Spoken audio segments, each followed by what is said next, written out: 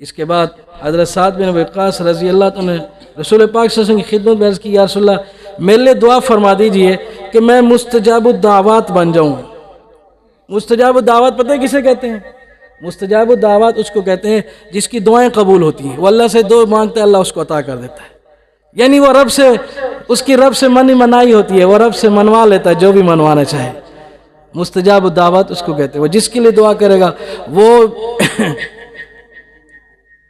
اگر نظام دنیا کے خلاف بھی اگر کوئی کام کہہ دے گا اللہ وہ بھی کر دے گا، سمجھ گئے؟ ہاں، جیسے نبوت کے معجزے ہوتے ہیں اللہ اس بندے کو صاحب کرامت بنا دیتا ہے۔ مستجاب الدعوات، تو سعد بن ابی وقاص رضی اللہ عنہ صحابہ میں مستجاب الدعوات تھے، اور رشتے میں حضور پاک صلی اللہ علیہ وسلم کے تھوڑے سے ماموں بھی لگتے تھے، اور اسلام میں سب سے پہلا تیر پھینکنے والے حضرت سعد بن ابی وقاص رضی اللہ عنہ، سمجھ گئے؟ تو یہ سعد بن ابی وقاص کہتے ہیں یا رسول اللہ دعا کریں میں مستجاب الدعوات بن جاؤں، یعنی میری دعائیں قبول ہوا کریں جب بھی دعا کروں۔ تو رسول پاک صلی اللہ علیہ وسلم نے کیا فرمایا؟ فرمایا اطب طعامتک تستجب دعوتک، حلال کھایا کر تیری دعائیں قبول ہوا کریں گی۔ ایک ہی نسخہ، ایک ہی عمل، یہ نہیں فرمایا 1000 رکعت نماز پڑھا کر، روزہ رکھا کر، یہ کیا کر، وہ نہیں، فرمایا حلال کھایا کر تو مستجاب الدعوات بن جائے گا۔ تو مستجاب الدعوات کے لیے ضروری ہے کہ اور عقل حلال کا حامل ہو، حلال کھاتا ہو، حرام سے بچتا ہو۔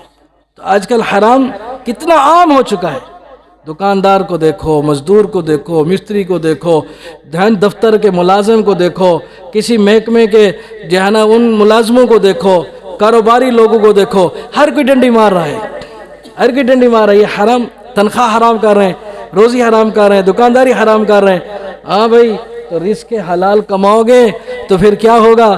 اللہ جتنی دیر رزق حلال کماتے رہو گے تو اللہ کے راستے میں رہو گے، اور اگر کمائی کرنے کے دوران پاک دامنی اختیار کرو گے شہیدوں کے درجے میں رہو گے۔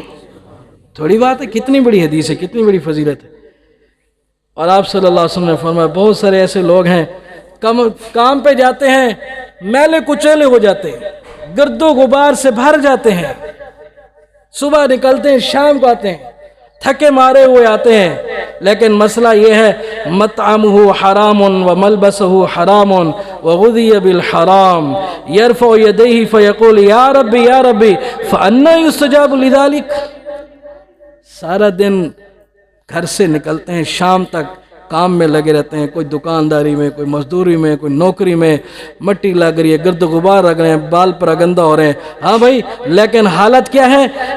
کھانا پینا بھی حرام کا، لباس بھی حرام کا، کھانا پینا بھی حرام اور لباس بھی حرام۔